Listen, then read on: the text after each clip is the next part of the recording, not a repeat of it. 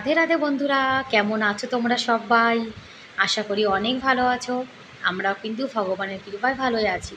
আমার নতুন আরও একটি ব্লগে তোমাদের সবাইকে জানাই অনেক ভালোবাসা, অনেক স্বাগত। এখন কিন্তু 5টা বাজে, আর দেখো ভালোই কিন্তু বেলা উঠে গেছে। আর পাশে কিন্তু ওই যে আমাদের একটা ভাবিজি, মানে ভ্যাসকে যে খাবার টাবার খাওয়ায়, সেই বাজরা গাছের টুকরো সেগুলো কিন্তু পরিষ্কার করছে। আর উনি কিন্তু অনেক সকাল সকাল কাজ শুরু করেছে। বলছে কোমল, মানে সকালবেলায় কাজ শুরু করলে গরমটা কিন্তু অনেক কম লাগে, যার জন্য আমি কিন্তু সকালে উঠেই দেখো ধুলো সাফ করতে লেগে গেছে। ওই যে বাজরা গাছের টুকরোগুলো কেটে কেটে না বিচুলির মতো করে রাখে। আমাদের ওখানে যেমন গরুদেরকে বিচুলি খাওয়ায়, এখানে কিন্তু বাজরা গাছের টুকরো খাওয়ায়। তা ওতে তো অনেক বালি থাকে, যার জন্য বৌদি ওখানে বসে বসে পরিষ্কার করছে। আর এদিকে আমি কিন্তু রাস্তাটা ঝাড় দিয়ে নিলাম। আর আমরা কিন্তু সবাই আমাদের ঘরের সামনেটা ঝাড় দিয়ে কিন্তু পরিষ্কার করে রাখি। এখনও কিন্তু রোদ্দুরও ওঠেনি। আর গরম কিন্তু ভীষণ পড়েছে, জানো তো। এত গরমে মানে সকালবেলা উঠেও কিন্তু পুরো ঘেমে গেছি। আর বাইরে আসলে একটু ভালো লাগে, মানে ঘরের ভেতরে না গরমটা একটু বেশি লাগে। আর বাইরে ওই যে দেখো আমার বর পাঁচিলের পরে মানে গমের দানা দিয়েছিল, ময়ূরী এসছে, ও বসে বসে গমের দানা খাচ্ছে। আর ওদিকে একটা বউ চলে গেল দুধ আনতে। সকালে উঠে কিন্তু সবাই কাজে বাজে একদম ব্যস্ত হয়ে পড়ে।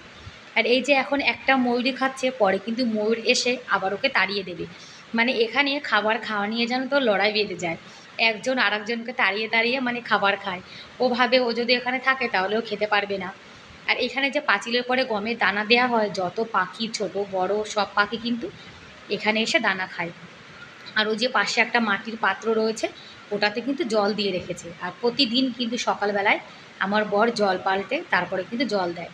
আর আমাদের এখানে তো পুকুর নেই, যার জন্যে পশু পাখিদের খাওয়ার জন্য কিন্তু সবাই সবার বাড়িতে ওরকম মাটির পাত্রে করে জল রেখে দেয়, কেননা ওদেরও তো গরম লাগে, ওদেরও পিপাসা লাগে, যার জন্যে রেখে দেওয়া হয়েছে। আর আমি কিন্তু স্নান করে চলে এসেছি। সূর্য দেবতা, তুলসীজি, সবাইকে এখন জল অর্পণ করব। আর প্রতিদিন সকালে কিন্তু আমি তুলসীজি, শিবজি, তারপরে সূর্য দেবতা ওনার মানে সবাইকে জল অর্পণ করি। সেটা তোমরা আমার প্রত্যেক ভিডিওতে দেখো। আর এখন তো ছেলের স্কুল ছুটি রয়েছে, গরমের ছুটি, যার জন্যে কিন্তু মানে রান্নাবান্নার অতটা চাপ নেই। তবুও জানো তো সকালে উঠে না কাজবাজ শুরু করে দিই।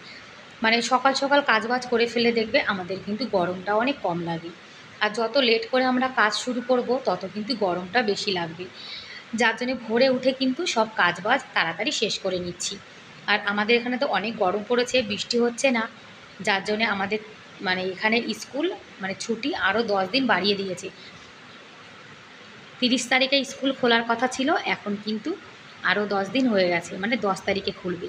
আরে এত গরমে বাচ্চা কাচ্চারাও বা কী করে স্কুলে যাবে তোমরাই বলো। আর খবরে দেখছি সব জায়গায় না ভীষণ বৃষ্টি হচ্ছে, কিন্তু আমাদের এখানে জানো তো একদম বৃষ্টি নেই। আর রাজস্থানে তো এমনিই বৃষ্টি কম, তোমরা তো সবাই জানো, যার জন্যে অনেক কষ্ট করতে হয়। সব সময় মনে হয় কুলারের সামনে বসে থাকি। আর এই যে আমি ঘর ঝাড় দিচ্ছি, মানে অন্য সব ঘর টর কিন্তু সব ঝাড় দিয়ে আমি মুছে নিয়েছি। এই ঘরটাতে গোপাল সোনা তারপরে আমার ছেলে দুজন ঘুমাচ্ছিল তো, যার জন্য এই ঘরটা ঝাড় দেওয়া হয়নি, তাই এখন ঝাড় দিয়ে নিচ্ছি। বাচ্চা কাচ্চা শুয়ে থাকে, তারপরে পাখা চলে, যার জন্য কিন্তু ঝাড় দেওয়া হয়নি। এখন ঘরটা ঝাড় দিয়ে তারপরে ঘরটা মুছে নেব। ঘরটা কিন্তু মুছে নিয়েছি, সেটার আর ভিডিও বানাইনি। আর আমার গোপাল সোনাও কিন্তু ঘুম থেকে উঠে পড়েছে। গোপাল সোনা ঘুম থেকে উঠে স্নান করে নিয়েছে, তারপরে গোপাল সোনাকে সেবা দেবে। ওইদিকে হিটারে কিন্তু ভাত বসিয়ে দিয়েছি। আর এখন গ্যাস ওভেনটা পরিষ্কার করে নিচ্ছি। আমি কিন্তু প্রতিদিন রাত্রে এঁটো বাসন মেজে রান্নাঘর পরিষ্কার করে তারপরে কিন্তু ঘুমাতে যাই।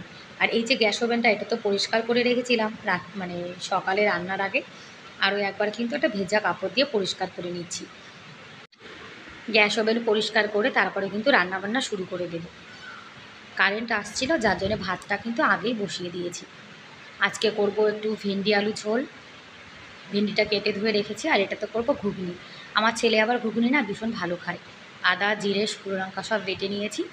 একদম সিম্পল নিরামিষ রান্নাবান্না, কেননা আমার তো গোপাল সোনা আছে, যার জন্যে কিন্তু আমরা সবসময় নিরামিষ রান্নাবান্না করি।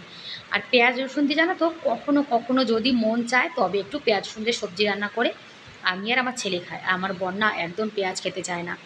কখনো যখন বিয়ে বাড়িতে যায় তখন ছাড়া একদমই পেঁয়াজ খায় না।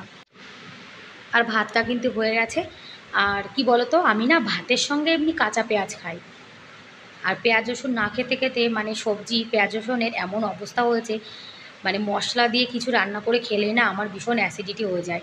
আর আমি কিন্তু রান্না করার সময় সব সময় মানে জুতো খুলে তারপরে কিন্তু রান্না করি। আর রান্নাবান্না করতে গেলে কিন্তু বিশেষ করে ভগবানের সব সময় কিন্তু জুতো খুলে তারপরে রান্না করতে হয়। ভাতটা হয়ে গেছে, এবার কিন্তু মানে কড়াইটা নিয়ে হিটারে বসিয়ে দেবো।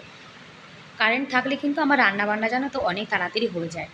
মানে হিটারে ভাতটা হয়ে যায়, তারপরে ভাতটা হওয়ার পরে আবার তরকারিটা বসিয়ে দিই, তারপরে আর একটা তরকারি আমি ইন্ডাকশানে বসিয়ে দিই, তাহলে গরমে না অনেক তাড়াতাড়ি রান্না হয়ে যায়। ব্যাস ঘুগনি রান্না হয়ে গেছে, ভেন্ডি আলু ঝোল হয়ে গেছে। আজকে সকালে আমার বর আর 2 বাচ্চা সবাই ভাত খাবে। আর এই যে আমার গোপাল সোনা এখন ভেন্ডি আলু ঝোল আর ঘুগনি আর অন্ন দিয়ে সেবা করছে। আর গোপাল সোনার সেবায় কিন্তু তুলসী পাতা দিতে হয়, তুলসী পাতা ছাড়া কিন্তু গোপাল সোনার ভোগ লাগে না। গোপাল সোনার সেবা দিয়ে তারপরে আমার বরকে দিয়ে দিয়েছি, আমার বর আর ছেলে দুজনে ভাত খেয়েছে। আর গোপাল সোনার জন্য দুপুরের খাবার দাবার কিন্তু তুলে রেখে দিয়েছি। আর আমি কিন্তু এখনও খাইনি, আমি একটু পরে খাবো। আমি কিন্তু তারপরে আবার শাকটা না ধুতে গেছিলাম। কি বলো তো, এখনের শাকে জানো তো অনেক বালি থাকে, যার জন্যে শাক ধুতে অনেক সময় লেগে যায়। সেই জন্যে আগে রান্নাবান্না করে গোপাল সেবা দিয়ে আমার বরকে ছেলেকে খাইয়ে দাইয়ে তারপরে কিন্তু ধীরে সুস্থে শাকটা অনেকবার ধুয়েছি। মানে শাক ধুতে অনেক জল লাগে আর অনেকটা সময় লেগে যায়, যার জন্যে শাকটা কিন্তু সকালে আর করা হয়নি। শাকটা দুপুরে খাওয়া হবে। আর শাক ধুতে জানো তো অনেকটা মানে জলও লাগে আর সময়ও লেগে যায়। তারপরে শাক ধুতে গেলে রান্নাবান্নায় লেট হয়ে যেতাম। তো এখন শাকটা মানে বসিয়ে দিয়ে তারপরে আমি আমার জন্য চা বানাবো। আর এই শাকগুলো জানো তো আমাদের এখানে চোলাও বলে। এই চোলাও শাক খেতে ভীষণ ভালো লাগে। তা বাজারে যখনই আমার বর এই শাকগুলো পায় তখনই নিয়ে আসে। আর কি জানো তো, শাক ধুতে মানে একটু কষ্ট হয় কিন্তু খেতে কিন্তু দারুণ লাগে। আর মানে ভাত দিয়েই কিন্তু শাক ভালো লাগে, রুটি দিয়ে কিন্তু ভালো লাগে না। আর বন্ধুরা, তোমরা এখনও পর্যন্ত যারা ভিডিওটি দেখছো, তোমাদের আজকের ভিডিওটি কেমন লাগলো কমেন্ট করে কিন্তু অবশ্যই জানিও। আর ভিডিওর কোনো অংশ ভালো লেগে থাকলে প্লিজ একটা লাইক করে দিও। আর আমার চ্যানেলে তোমরা আজকে যারা নতুন আর ভিডিওটি দেখছো, তোমাদের যদি এরকম ভিডিও দেখতে ভালো লাগে তাহলে কিন্তু তোমরা চাইলে আমার এই চ্যানেলটিকে সাবস্ক্রাইব করে আমার পাশে থেকে যেতে পারো। আর এই কাজটি যারা অলরেডি করে দিয়েছো তাদেরকে অসংখ্য ধন্যবাদ। আর এখন চা বানিয়ে নিচ্ছি। আর আমাদের বাড়িতে কিন্তু আমি ছাড়া আর কেউ চা খায় না, যার জন্যে আমি সব কাজবাজ করে তারপরে কিন্তু সবার লাস্টে চা খাই। আর লাল চা বানাবো, দুধ চা তো সকালে খাই না। আর আমি জানো তো এখন কিন্তু সকালে খালি মানে ভাত খাই না, ভাবি এখন একটু হালকা কিছু খাবো। আর এই যে ব্রাউন ব্রেড, এই ব্রাউন ব্রেড কিন্তু আটা দিয়ে বানানো। আর এই ব্রেডটা না আমার ভীষণ ভালো লাগে। সাদা যে ব্রেডগুলো ওগুলো খেলে আমার অ্যাসিডিটি হয়ে যায়, কিন্তু এই যে ব্রেডটা, এটাতে না একদমই অ্যাসিডিটি হয় না। আর এটা কিন্তু ফ্রাই করার কোনো দরকারই পড়ে না। এটা কিন্তু এভাবে ঘি কিংবা সস বাটার সব কিছু মানে লাগিয়ে কিন্তু খাওয়া যায়। আর ব্রেডটা সুন্দর নরম।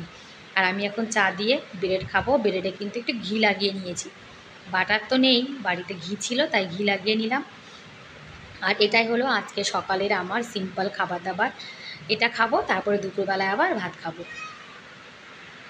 খাওয়া দাওয়ার পরে বাসন টাসন কিন্তু সবই আমি মেজে নিয়েছি। আর এখন রান্নাঘরটা আবার কিন্তু পরিষ্কার করে নিচ্ছি। যখন রুটি বানাই তখন কিন্তু গ্যাস ওভেনটা অনেক নোংরা হয়ে যায়, আর তরকারি রান্না করলে কিন্তু গ্যাস ওভেনটা অতটা নোংরা হয় না। সেটারে কিন্তু শাক ভাজাটা এখনও হচ্ছে। আর আমি জানো তো সবসময় কিন্তু গ্যাসের নিচে একটা পেপার বিছিয়ে রাখি, মানে সবজির তরকারি লবণ হলুদ ঝোল যা কিছু পড়বে সবটাই পেপারের উপরে পড়বে। তারপরে পেপারটা যখন অনেকটা নোংরা হয়ে যাবে তখন ফেলে দেবো। আর এদিকটাও কিন্তু পরিষ্কার করা হয়ে গেছে। আর এই যে মটকা, ওটাতে না জল রয়েছে, মটকাতে জল রাখলে জলটা অনেকক্ষণ পর্যন্ত ঠান্ডা থাকে। এদিকে গ্যাস ওভেনটাও কিন্তু মুছে নিয়েছি, এদিকে বাসনগুলো মাজা হয়ে গেছে। দুটো বাসন নিরামিষ আমিষ আলাদা করে রাখা রয়েছে। আর এদিকটাও কিন্তু গুছিয়ে গাছিয়ে নিয়েছি। আর এই যে আমাদের বৌদি খরবুজা দিয়েছিল।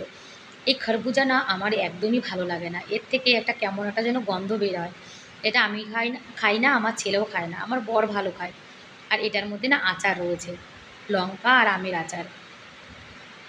আচার বানিয়ে রেখেছি, আমার ছেলে আবার জানো তো আচার খেতে ভীষণ ভালোবাসে। রান্নাঘরটাও কিন্তু গোছানো গাছানো হয়ে গেছে, আমাদের জন্য আলাদা করে এক সাইডে তুলে রেখেছি। ব্যাস বন্ধুরা, তাহলে আজকের মতো এ পর্যন্তই, দেখা হবে পরের ভিডিওতে। ভালো থেকো, বাই বাই।